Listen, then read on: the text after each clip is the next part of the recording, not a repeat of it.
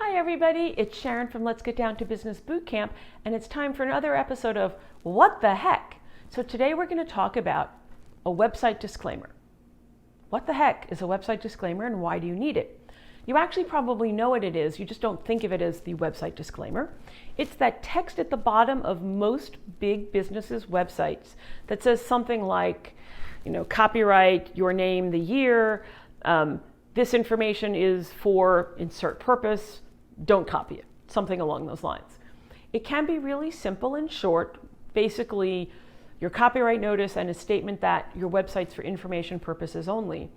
But if you are in a regulated industry, if you're an accountant, if you're a lawyer, if you're in the life sciences business, if you're a doctor, a health coach, you're going to want to have a disclaimer that's a little beefier, that's got a little more to it. Because you don't want somebody, let's say you're a health coach, and you've got information on your blog that talks about steps people can take to improve their health or exercises that you can do. You don't want somebody to come to your website, watch the information, and then say, well, Jane is a doctor. She gave me this information. I know I didn't pay her personally to be my doctor, but she's a doctor, so it must be her fault if I get hurt or sick.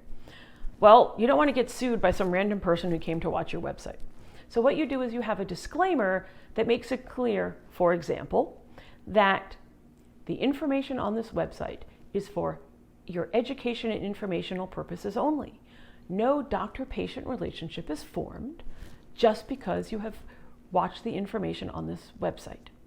If you are attempting any exercise program, please check with your personal physician, period. That's the kind of information you're going to want to have in the disclaimer.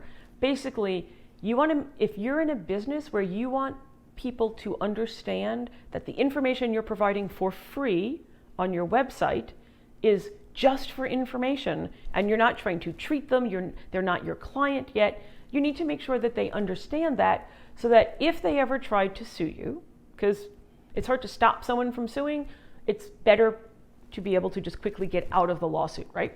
You're going to be able to point to this disclaimer and say, look, I never created a relationship with this client. They were on notice the entire time. So that's an example of what a website disclaimer is.